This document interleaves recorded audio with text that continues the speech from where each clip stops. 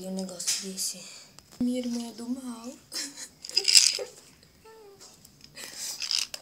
Eu não acredito nisso.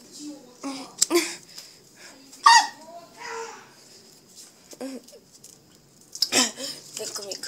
Me solta, me solta. Você vai vir. Não te mato. Tá bom. Mas não me mate, por favor. Ok? Então vem comigo. Por que você faz isso comigo? Porque você quer roubar meu namorado. Quem disse pra você que eu quero roubar seu namorado? Ele estudou comigo na escola. Estudou, mas a polícia tá me procurando. E eu não vou aparecer até você sumir. Vem aqui comigo.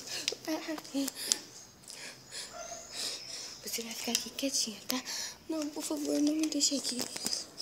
Eu vou te deixar aí, porque você roubou meu namorado. E tchau.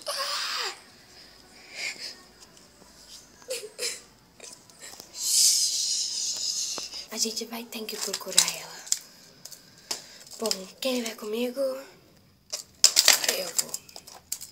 E você, Maquechou, fica cuidando das meninas, tá? Ok.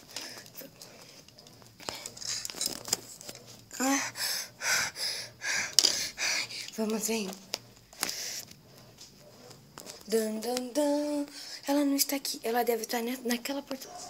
Olha ela. Ai, calma aí, a gente já tá subindo. Você tá bem? Tô... Ai, como você é tonto.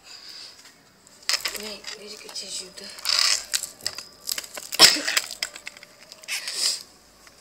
Você tá bem? Não.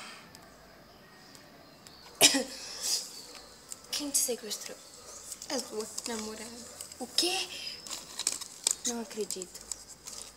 Eu vou ter que ligar pra polícia. Não faz isso, não. Com licença. Alô, polícia, já chamamos o sequestrador. Assista ao próximo episódio de Sequestração Barbie.